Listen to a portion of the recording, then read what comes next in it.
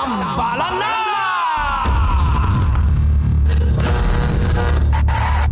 Ang tambalang kumikinang. Nicole Ayala and Diego Bandido. Ang kwento. Mula sa mahiwagang burnay. Mula sa mahiwagang burnay.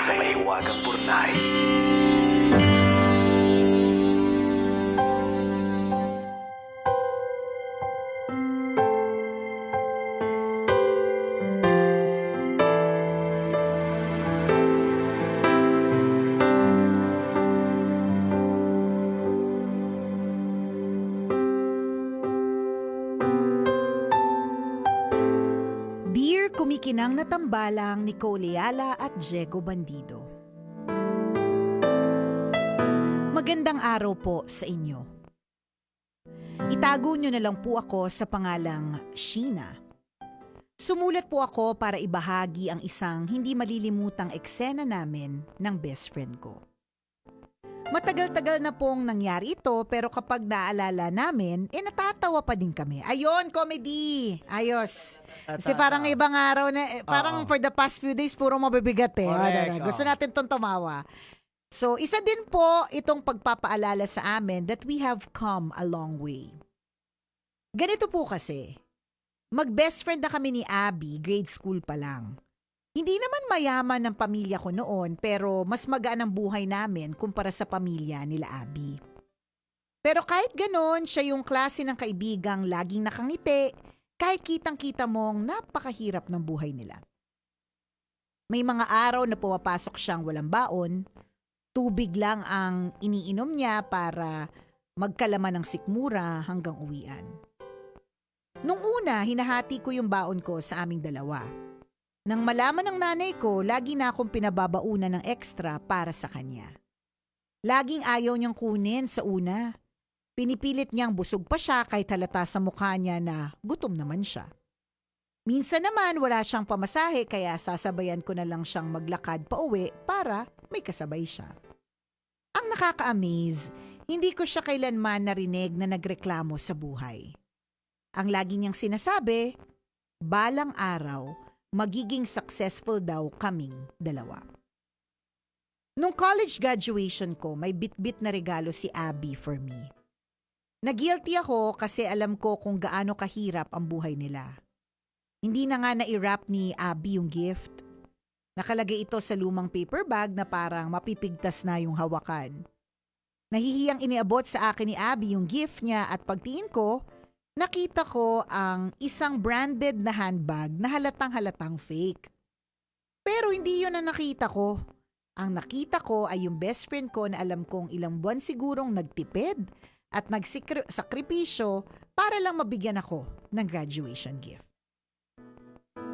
Hindi ko ipinahalata na alam kong imitation ang binigay niya. Ang pinakita ko kung gaano ako kasaya. The next time na lumabas kami, ginamit ko yung bag na niregalo niya. Halatang nagulat siya nung makita niyang gamit ko. Mula noon, halos sa lahat ng lakad namin ay yun ang dala ko. Isang beses nag-upload pa ako ng picture sa social media na gamit ang bag na yun at ginawa kong profile picture ng isang buwan. Maraming nag-comment na bagay sa akin ang bago kong bag. Kilala ko ng mga kaibigan ko na hindi bumibili ng fake na gamit kaya walang kahit sinong naghinalang imitation lang pala yun. Nang makita ni Abby ang post ko, tanggalin ko daw dahil peke naman daw yung bag.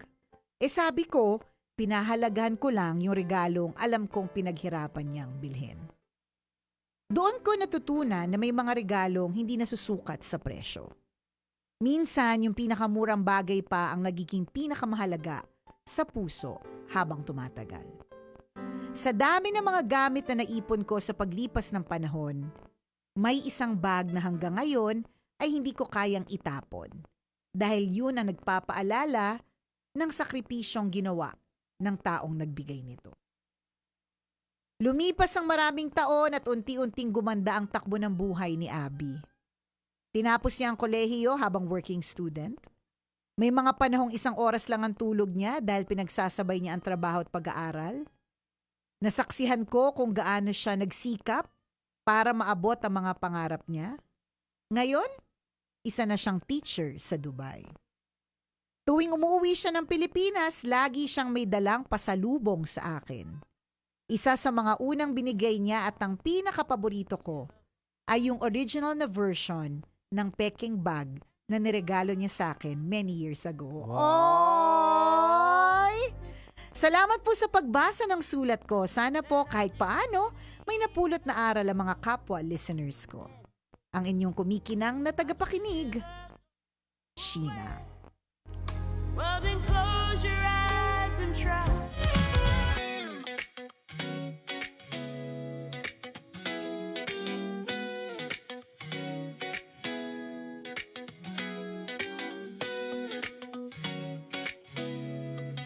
Shining, knowing you can always count on me. For sure. Ayun, pag yan ang team song ninyo magkakaibigan, malamang sabay-sabay na din kayo nagme-maintenance Tama. medicine. Ano na ba yung mga usong kanta sa mga magkakaibigan? Yan pa rin, di ba? Oh. Yan yun eh, kasi title pa lang. Correct. Alam mo na kaagad That's what That's what friends friends are are for. for. Oh, 'di ba? Diba? Alam mo cute. Totoo, cute yung story ni Sheena at ni Abby. Tsaka na-touch ako dun sa part na ang binigay na sa ni Abby is the original version of the bag that she gave Correct. you. Ngayong diba? afford niya na. Ngayong afford na niya. Di ba? Oh. Alam mo, yung mapupulot ko dun, hindi na masyado dun sa mga eksenang peke at original na bag. It's really more of nagbabago po talaga ang takbo ng ating buhay. Correct. Ang gulong ng buhay po ay umiikot po talaga. So, wag tayong susuko dahil balang araw makakabili rin po tayo ng original. Tama. Yan, ganon. Ayan. At saka ganon naman talaga, Jegs, Nagsastart ka sa maliliit. Correct. Or nagsastart ka sa hindi branded. Hanggang isang araw, kaya mo na ng branded, di ba? Oo. Kaya isang araw, kaya mo nang bumili ng mas maganda. Di ba parang alahas. Oho. Kapag ka bata ka pa, kunyari kayo magkakaibigan, tas bata ka pa, hindi mo kayang bigyan ng alahas yung kaibigan mo kasi pag original, syempre Tama. per gram yun. So Correct. mabibilin mo sa kanya friendship mga- bracelet, Ayan, mga accessories, abubot-abubot abubot, ganyan. Hanggang dadating yung panahon na afford mo na din. Yes, oo. Makakabili ka na ng Mayat de la Rosa fine jewelry. Correct. Di ba? Oo. Mga ganon. Parang ano lang din yan hindi man sa pagre-regalo, yung paggamit, like for example, ako, lumaki ako na nanghihiram lang talaga ako ng sapatos. Halimbawa, pag may mga okasyon, hindi ko talaga afford bumili ng mga Nike, mga ano. Correct, Talaga correct. nanghihiram lang ako sa pinsan ko. Tama. So darating din ang panahon na talagang ma-afford mo yung mga bagay Na dati inihiram hindi mo mo, lang. oo, Dati correct. hindi mo siya afford. Nakakatuwa lang din. Doon din mapapakita agay doon kay Abby na talagang malayo na rin din ang narating mo. Correct. It's a reminder. Yes. Diba? And it's also an inspiration to other people, 'di ba? Na kung ano man ang sitwasyon mo, medyo hindi masyadong maganda, parang feeling mo hirap na hirap, hikahos na hikahos. Correct. Isang kahig, isang tuka, 'di ba? Huwag kang mag-alala, bukas ganun pa rin. Ayan. Bukas lang. Pero sa future, magbabago din Ayan. yan. Tsaka malaking bagay yung nangyari sa na ginamit ni Sheena yung ni Abby kasi Correct, alam correct. naman ni Abby yun na parang it's just a symbol. Yes, yung gesture. Ito talaga Oo. it's the thought that counts. Kaya nga eh. tinanong niya, sinabi niya pa na, uy, wag mong Oo, yan. kasi fake naman talaga Oo. yan. At alam nila both na hindi afford ni Abby yun. Oo. Alam din ni Sheena bilang si Sheena ay nagsusuot ng branded, 'di ba? Oo. Pero na-value niya yung reason behind o yung Oo. gesture behind it. So, malaking motivation yun para kay Abby. Sheena yung ginawa mo. Napakalaking bagay yun. Pero ang gusto ko lang ding malaman, ano tong fake na bag na ito na nagtagal ng maraming taon, 'di ba? Saan nabili ni Abby yan? Or pinangalagaan ng maigi ni Oo. Sheena, no? Tingin ko tinreasure na sa core memory ni Oo, Sheena correct. Pag nasa core memory mo talagang Pagkaingat-ingatan ikikip mo siya mo. Oo. Ganyan. O, ganon. So, kung ikaw, kabisyo, ngayong mga panahon na ito, nakiki-refrigerator lang kayo, dadating yung araw, meron ka na ring sariling ref. Tama. 'Di ba? Kung ngayon yung kwento ni Diego, nakikihiram ka lang ng damit, dadating yung araw, 'di ba, na ikaw na yung nagdo-donate ng damit o Tama. ikaw na yung nagbibigay ng damit, 'di ba? Or ikaw na yung, ay hindi ko pa pala to nagagamit. Oo. 'Di ba? Kasi extra na siya. Correct. Dadaloy din po ang ginhawa, mga Oo. kabisyo. Kasi ako dati, never ko na-experience yung bumili ng mga branded na mga damit, mga pantalon like mga Levi's. Makakasuot man ako, di ba nauso dati yung magpapatahi ka? Oo, Tapos correct. lalagyan lang ng etiketa na. Correct. Kung ano man, 'di ba? Kung ano gusto mo etiketa. Alam mo naman dito sa Pilipinas, 'di ba? Oo. Lahat posible. Ayan. Ganon, magiging Giginhawa maayos din ang buhay. Correct. Tiwala lang. At saka, syempre, bukod sa tiwala lang, trust the process, 'di ba? Important issues din na meron ka rin pagtsatsaga, Correct. 'di Tsaka ba? maging motivasyon mo yun na balang araw. Parang, iba, ikaw may kwento ka rin din. Marami akong kwentong Diba? ganyan, Jegs. na mga balang araw.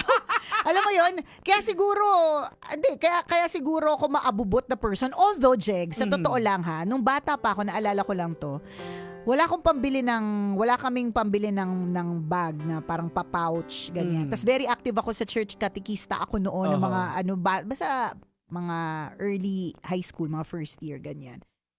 Ang bag ko noon, hindi ko makakalimutan, kulay dilaw, nasa memory ko eh. Kulay dilaw siya na parang medyo pahaba. Tapos, ang daming laman nun. So, bata pa lang ako, maabubot na ako.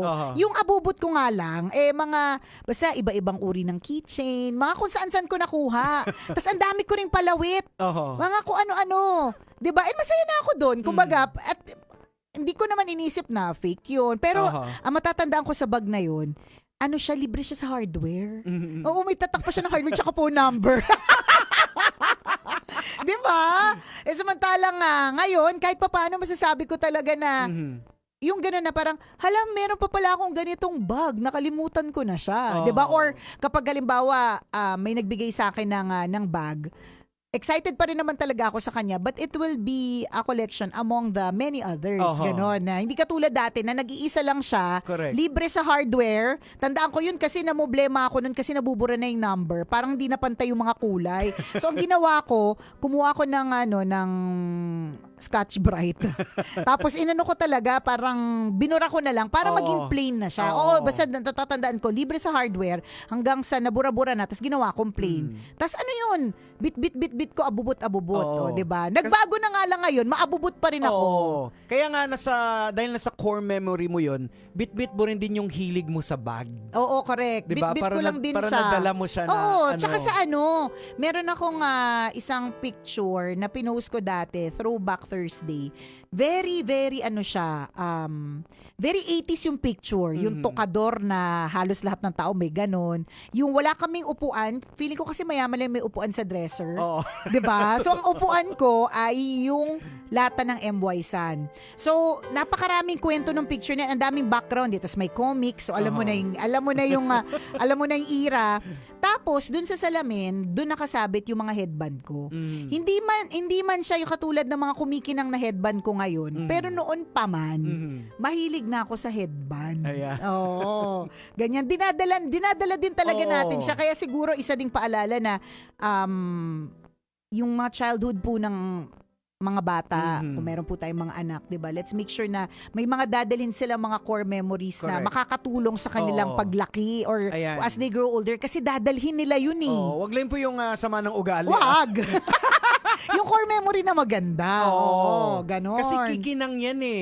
Kagaya kay Nicole, kwento ni Nicole, is yung bag sa hardware. Ngayon, medyo may branded na.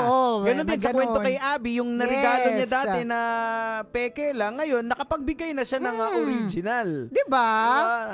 So, yun. Dadaloy din ang ginhawa. Dadaloy din. At higit sa lahat yun talaga yung magiging motivasyon mo na balang araw, makakabili din ako ng original. Correct. Diba? Kaya, go! Laban lang mga kabisyo. Ano man ang pinagdadaanan natin ngayon, napakatandaan. Basta nagsisipag naman. Trust the process, hold the vision. Diba? Keep the faith mga kabisyo. Dadaloy din ang grasya. Tsaka Sheena, pag nagbakasyon si Abby, bitbitin mo dito, dalhin mo dito sa amin. Correct! Ano ba naman yung... namin. Cute na kwento nyo eh. Cute, diba? Kaya natutuwa ako kasi light lang yung story. Pero in a way, malalim din siya Kasi it's all about dreams. Correct. It's also about supporting each other. Paalala din na may sa mga estudyante na nakatutok, kung ikaw nag-aaral ka ngayon, hindi mo kailangang mag-work habang nag-aaral. Mag-aral ka naman ng mabuti. Oh. Kasi yan na nga lang yung gagawin mo. Correct. 'Di ba? Hindi mo pa gagawin. May mga taong katulad, may mga estudyante na katulad Yes. ni Abby, na para lang matapos yung kanilang pag-aaral, kailangan nilang sustentuhan yung kanilang Correct. sarili by working. Mga working students, shout out sa inyo. Shout out! Ang Oo. galing yan. Kasi hindi ako nag-working student, chicks, pero hirap na hirap din ako sa pag-aaral ko talaga. Ay, sinabi mo 'di ba? Paano pa yung nag-work? Oo. Yun nga, ang trabaho nyo na lang talaga is mag-aral. Tapos magpapabuntis pa. Kaya nga. Aral muna bago lang di, uy. Yan din yung kwentong binibigay ni Abby at ni Sheena. Oo. Aral muna bago landi. Tama. Para dumaloy din ng grasya at Correct. dumaloy din ng ginhawa. Oo. Ganon. Happy for you, Sheena, Yan. na meron kang napakalalim na friendship with Abby. Aha. And we're happy for you, Abby, kasi obviously kung nakakabili ka na ng branded bag para sa kaibigan, Aha. ibig sabihin nun, ikaw ay tunay na nakaluluwag-luwag Nakakaluwag na. Ayan. Congratulations. Siyempre, nasa ibang bansa na eh. Tama, Dubai. Kaya pala parang magaan ang loob ko kay Abby Ayan. kaysa kay Sheena. Chares! Ayan na. Hinahanap ko yung picture, Jigs eh. Ito, wait lang, screenshot ko. Tapos send ko sa'yo. Yung picture ko nung 1993. Wow. Tagal. Ang lumang tao na talaga. Kasama mo ang dambalang kumikinang. Ako po si Diego Bandido. At ako po si Nicole Yala. Kailangan pa bang i-memorize yan? Basic! Oh, ito. 1995 pala. Oh, teka lang. Pakita mo sa amin. Pakita kong bago ko. Oh, ito. Iyan yung mga headband. Mga headband. 'Di ba? So bata pa lang ako, hindi man makinang pero mahilig na ako sa Oo. headband. Ito yung tokador. Mamaya ako napapakita. Ito yung lata ng Yung M.Y. M.Y. San. Ito yung, Oh. grabe, 1995. Oh my God, such a lumang tao. At, ito ang aking, tadadadan, kulot na bangs. Kulot na bangs. Diba? Yung ilong ko. At, ito ang aking 90s pose. Yeah. Yan. Yes. O, di ba? Print sa print. Oh. Hindi ko makakalimutan itong shorts na to or palda kasi ako nagtahi niyan. Oh. Di ba? Daming kwento nitong picture na to eh. Nakakatuwa lang. Nakakatuwa na nakakatawang balikan yung nakaraan. Correct. Kung minsan talaga, kahit sa Facebook nga eh, di ba, yung mga 13 years ago, talagang parang kinahaluka yung utak mo na binabalik ka dun sa, Correct. Sa mga memories. sa moment na yun. Totoo. Kaya, Take a lot of photos, mga Yes. kabisyo. Take a lot of photos, document stuff. Kasi, alam mo, minsan sa documentation, hindi lang for posting purposes, minsan makakatulong sa'yo eh. For example, recently, napunta kami sa Japan, di ba? Tapos, parang feeling namin, nanalo talaga yung anak ko dun sa, yung claw machine. So, binivideo ko kasi. Basta parang nadaya eh, parang ganon. So, lumapit ako dun sa nagbabantay, pinakita ko yung video, may playback, di ba? So sabi ko, ito yung mga purpose eh. Ito yung mga purpose kapag ka nagvi-video ka, dino-document mo lahat. Dadating yung araw, di ba? Or dadating yung panahon, kakailanganin mo siya. Correct. Dahil meron akong playback nung nangyari dun sa claw machine, di binigay. may ebidensya. May ebidensya. Kaya, I'm so happy that this photo was taken in 1995. Kasi, naalala ko yung bahay namin sa Samat Street, Mandaluyong City, ganyan. Alala ko yung M.Y. San na biscuit na, kasi feeling ko, mayaman lang yung may matching na upuan dun sa tukador eh. Tsaka, kung nakapagpa-picture ka during that time, ibig sabihin special yun kasi hindi naman lahat meron. may camera. Tapos so, diba, kahit pa paano di-film special pa. din pala to. Oo, special yan kasi hindi ka basta-basta may camera dati eh. Tama din. Diba? So, there's something special sa araw na yan. Oo. Bakit ako nagpa-picture? Oo, bakit may camera? Kasi dati talaga, bibili ka ng film. Diba? Magkano din ang film? Oo. At sigit sa lahat, natatandaan ko dati, nakakabili naman kami ng film, pero yung pa-develop, magtatagal kasi syempre may kaakibat na cost eh. Tsaka kung may film, hindi ka nag-standby ng film eh. Yung camera nandyan lang yan. Pwedeng wala ng film yan kasi Correct. pina-develop mo na. Correct. So ngayon, kung gagamitin mo yung camera, pupunta ka, bibili ka muna ng film. Tama. So, may special event siguro or Meron. baka May sobra ganap. lang, may Oo, natirang correct. shots. Feeling ko extra shot lang to kasi mukha namang walang special event. Mukha namang walang special event yung picture Kay na Manuel, to, diba? 36 shots. Uy! May dalawa pa. May dalawa pa. Oo, correct. Baka yun yung Malamang yung dalawang extra shot. And grabe no, looking back and looking forward, grabe, who would have thought, no, nung mga panahon na de-film, de-print lahat, who would have thought na dadating yung araw na digital na lahat? oo. Na wala na nakaprint na mga stuff? Imaginein mo yun, yung may mga memories na hindi na-capture kasi na exposed, Oo, diba? correct, Sa totoo. 36 shots mo, parang 12 lang yung Minsan, na-develop. di ba? Tsaka ang hindi na nangyayari ngayon, yung magpupunit ng picture. Kasi natatandaan ko dati, pag halimbawa meron akong kaibigan na parang magkaaway na kami. Talagang, I don't like you anymore! Tapos punit ng picture, di ba?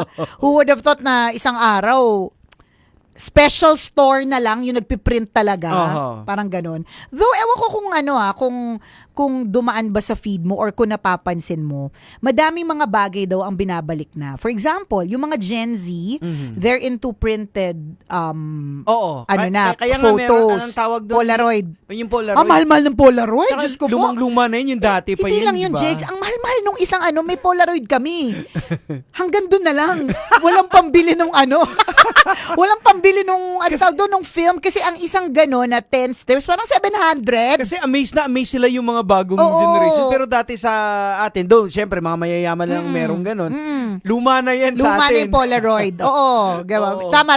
Yung may Polaroid dati, yung mga mayayaman lang. Kasi Oo. yung may Polaroid dati, instant printing yun eh. Hanggang ngayon naman. Oo. Dati kasi, hindi instant ang printing. Dadali mo pa sa Oo. photo Ayan. studio, ganyan, Papadevelop mo pa, ganon. Pag meron kang Polaroid, instant yun. Oo. Ganon. Tapos hanggang ngayon, ang mahal-mahal nung ganon. So, yung mga madami daw Gen Z ngayon ang bumabalik na sa ganyan. They want printed stuff. Oo. At yung isa pa, ewan ko narinig mo na to or nakwento sa'yo ng anak mo, wired headphones, wired earphones. 'Di ba for a while talagang hanggang ngayon naman, sobrang uso pa rin ng Bluetooth. Oo. Pero nauuso na yung wired. Alam mo ulit. kasi, Bakit? Ano meron? sineseparate kasi talaga nila. Kasi, alimbawa, dati Bluetooth, yung mga nanay, tatay nila nag-Bluetooth na rin.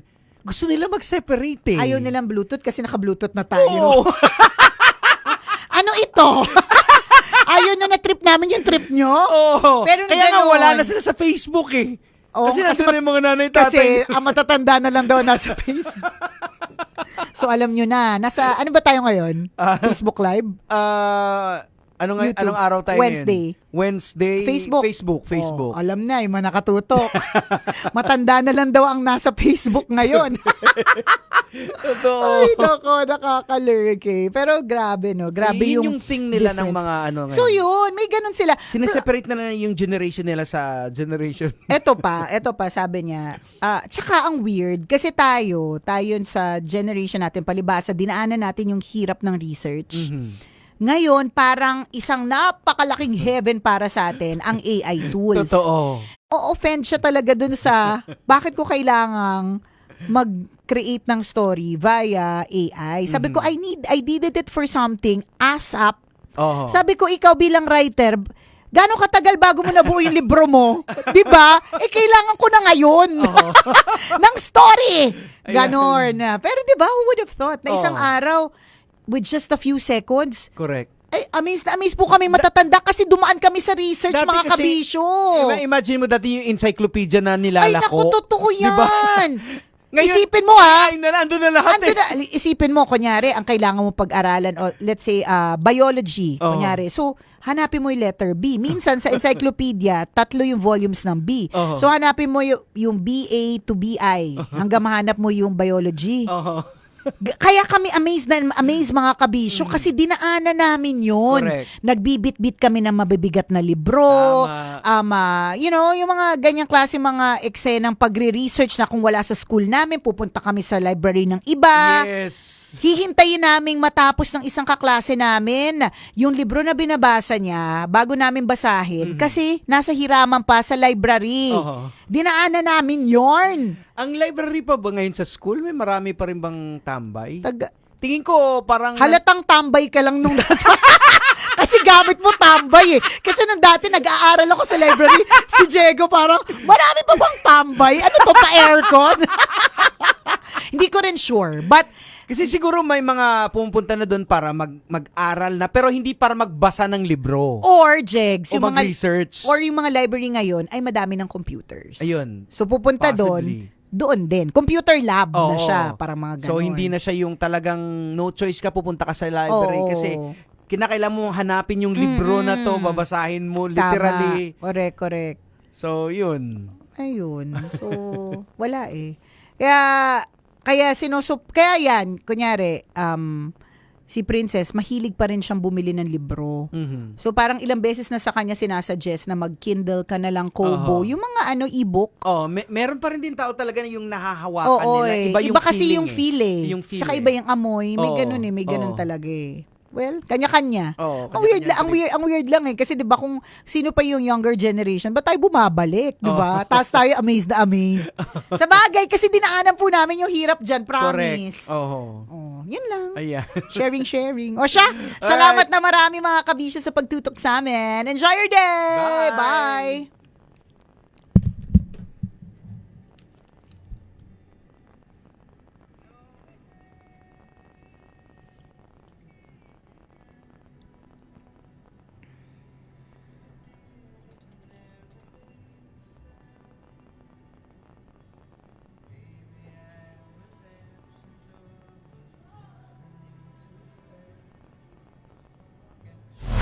Metro's #1 Love Radio. Basic!